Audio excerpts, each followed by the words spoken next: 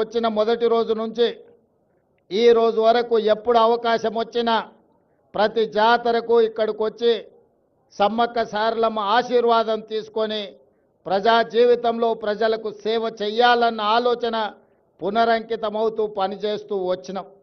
దాదాపుగా ఇప్పటికీ 17-18 సంవత్సరాల నుంచి వరుసగా ఈ ప్రాంతాన్ని సందర్శించుకోవడం, ఈ ప్రాంతం యొక్క అభివృద్ధి గురించి మాట్లాడుకోవడం, ఆనాటి పాలకులకు పెద్దలకు విజ్ఞప్తులు చేయడంతోనే సరిపోయింది. ప్రతిసారి ఎవరినో ఒకరిని అడగడం, వాళ్ళు ఏదో కొంచెము దానం ఇచ్చినట్టుగా ధర్మం చేసినట్టుగా వ్యవహరిస్తే మా జీవితాలకి ఇంతేనేమో అని మేము అనుకునే వాళ్ళం.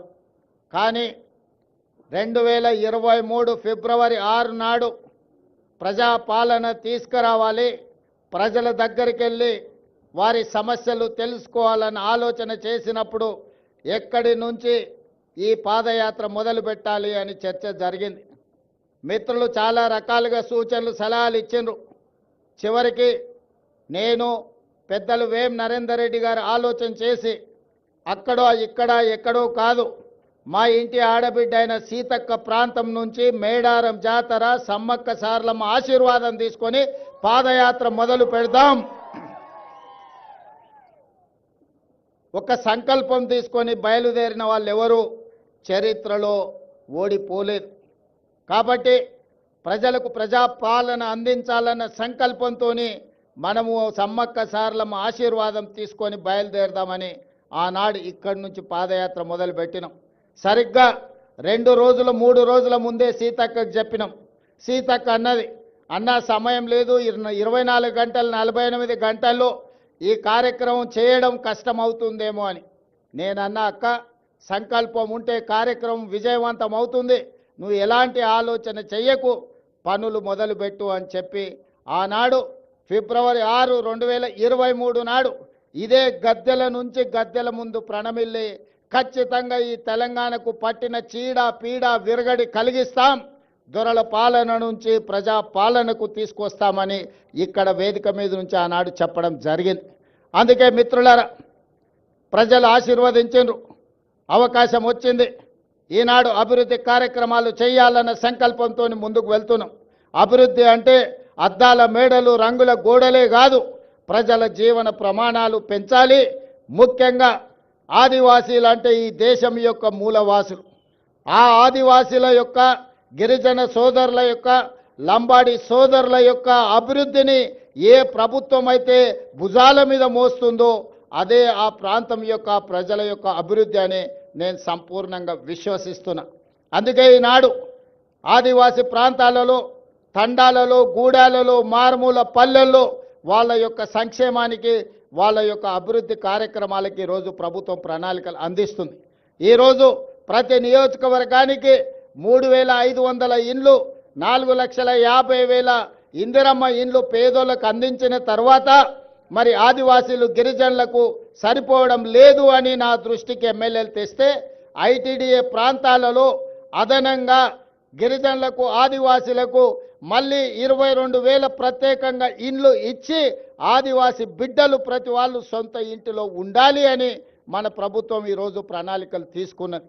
ఈ విధంగా ఏ విషయం వచ్చినా వాళ్ళకి ఇవ్వాల్సిన వాటా కోట ఇవ్వాల్సిందే, అదనంగా ఇంకొంత ఇవ్వాలి. ఎందుకంటే దశాబ్దాలుగా వాళ్ళకు అన్యాయం జరిగింది, నష్టం చేకూరింది. కాబట్టి వాటిని సరిదిద్దడానికి ప్రయత్నాలు చెయ్యాలి అని చెప్పి ఈరోజు మన ప్రభుత్వం ముందుకు వెళ్తుంది. అందుకే ఈనాడు సన్న బియ్యం ఇచ్చిన, రేషన్ కార్డులు ఇచ్చిన, రైతు రుణమాఫీ చేసిన, రైతు భరోసా పథకాన్ని అమలు చేసిన, ఇందిరమ్మ ఇండ్లు ఇచ్చిన, ఈరోజు దేవాలయాల అభివృద్ధి కార్యక్రమాలను చేపట్టిన, ఆదివాసీలను గిరిజనులను దృష్టిలో పెట్టుకొని వాళ్ళకి ఏ విధంగా మేలు జరుగుతుందో దాని ప్రకారం ప్రణాళికలు సిద్ధం చేసుకొని ఈనాడు మన ప్రభుత్వం ముందుకు వెళ్తుంది.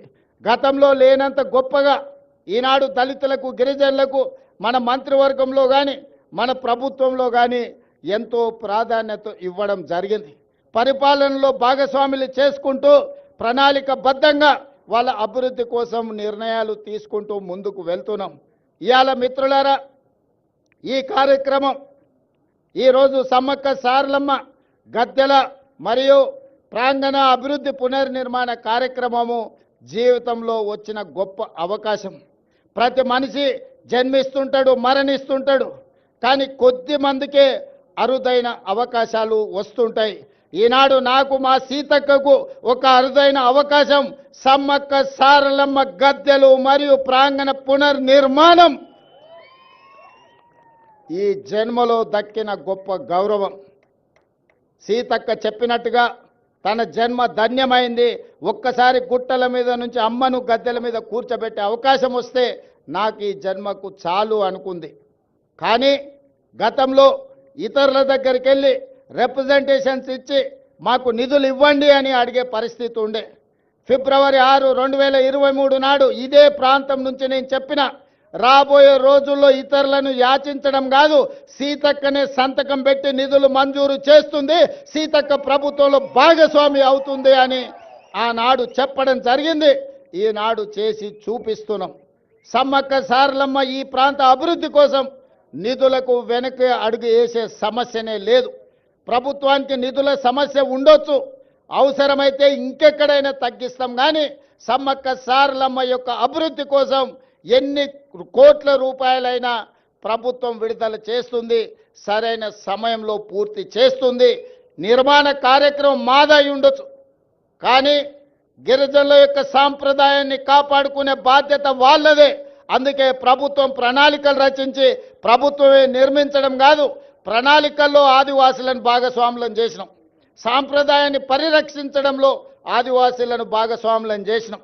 రేపు జరగబోయే పునర్నిర్మాణంలో కూడా ఆదివాసీలను భాగస్వాములను చేస్తున్నాం. అందులో ఉండే రీసెర్చ్ స్కాలర్స్ని, అదేవిధంగా సాంప్రదాయాన్ని కొనసాగిస్తున్న వాళ్ళ వారసులను అందరినీ కూడా ఇందులో భాగస్వాములను చేసినాం. మామూలుగా సిమెంట్ కట్టడాలు కడితే అత్యధికంగా 100 సంవత్సరాలు మాత్రమే ఉంటుంది. సిమెంటుతో కట్టిన ఏ కట్టడం దాని జీవన ప్రమాణము, జీవిత కాలము అత్యధికంగా 100 సంవత్సరాలు. కానీ రాతి కట్టడాలతో కడితే వందల వేల సంవత్సరాలు ఉంటుంది. దానికి ఉదాహరణే మీ ప్రాంతంలో ఉన్న రామప్ప దేవాలయం. రుద్రదేవుడు ఆనాడు కట్టిన దేవాలయం 800 సంవత్సరాలైనా యునెస్కో లిస్టులో ఈరోజు చేరింది అంటే రాతి కట్టడాలతోని, గొప్ప నగిశీలతోని రామప్ప మందిరం కట్టిండు రుద్రదేవుడు. కాబట్టి ఇయాలటికి అది చరిత్రలో నిటారుగా నిలబడ్డది. అందుకే అధికారులు సిమెంటుతో ప్రతిపాదనలు తెచ్చిన సిమెంటు కట్టడాలు వద్దు, రాతి కట్టడాలతోనే కట్టాలి. రాబోయే 100 సంవత్సరాలకు సమ్మక్క సారలమ్మ మందిరం, గద్దెలు, ప్రాంగణం ఆదర్శంగా ఉండాలి, ఈ ప్రాంతంలో అభివృద్ధి జరగాలి అని ఈరోజు ప్రతి కట్టడం రాతి కట్టడాలతోనే కట్టాలని ఈరోజు నిర్ణయం తీసుకున్నాం. అందుకే ఇదొక గొప్ప కార్యక్రమం, జీవితకాల అవకాశం. ఈ గొప్ప కార్యక్రమంలో మీరందరూ భాగస్వాములు కావాలి, మీ అందరి ఆశీర్వాదం కావాలి ప్రభుత్వానికి. మేము మిమ్మల్ని మనులు మాణిక్యాలు అడగడం లేదు. ప్రజల యొక్క ఆలోచన, ఆదివాసీ సోదరుల యొక్క కోరిక మేరకు ఈ ప్రభుత్వం ఈ ప్రణాళికను తీసుకొని వచ్చింది. 100 రోజుల్లో ఈ పనులన్నీ పూర్తి చెయ్యాలి అని ఈనాడు ప్రభుత్వం టార్గెట్ పెట్టుకొని పనిచేస్తుంది. జనవరి 28 నుంచి జనవరి 31 వరకు ఏదైతే ఈ సమ్మక్క సారలమ్మ జాతర జరగబోతుందో, వివిధ ప్రాంతాల నుంచి, వివిధ రాష్ట్రాల నుంచి ఈ మధ్య విదేశీ పర్యాటకులు కూడా ఇక్కడికి ఆశీర్వాదం కోసం వస్తున్నారు.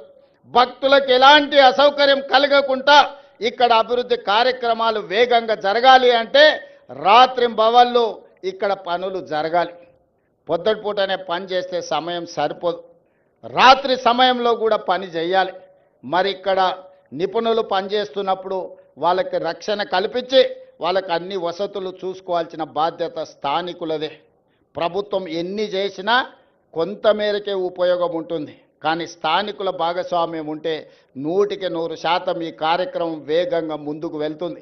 ఇవాళ సమ్మక్క సారలమ్మ గద్దెలే కాదు, జంపన్న వాగు నిర్మాణం గురించి, భక్తులు రావడానికి, భక్తులు దర్శనం చేసుకున్న తర్వాత వెళ్ళడానికి కూడా రహదారుల నిర్మాణం కోసం కూడా ఈరోజు నేను అధికారులకు సూచనలు, సలహాలు ఇవ్వడం జరిగింది.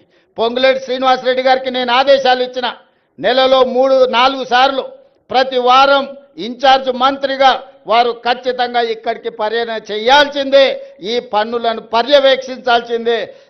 రాబోయే 100 రోజులు ఇందులో భాగస్వాములు అయ్యే వాళ్ళందరికీ నేను సూచన చేసిన, మనం అయ్యప్ప మాల వేసుకుంటే ఎట్లయితే మాల వేసుకొని భక్తితో ఉంటామో సమ్మక్క సారలమ్మ మాల వేసుకోండి, భక్తితో ఇక్కడి పనులను పూర్తి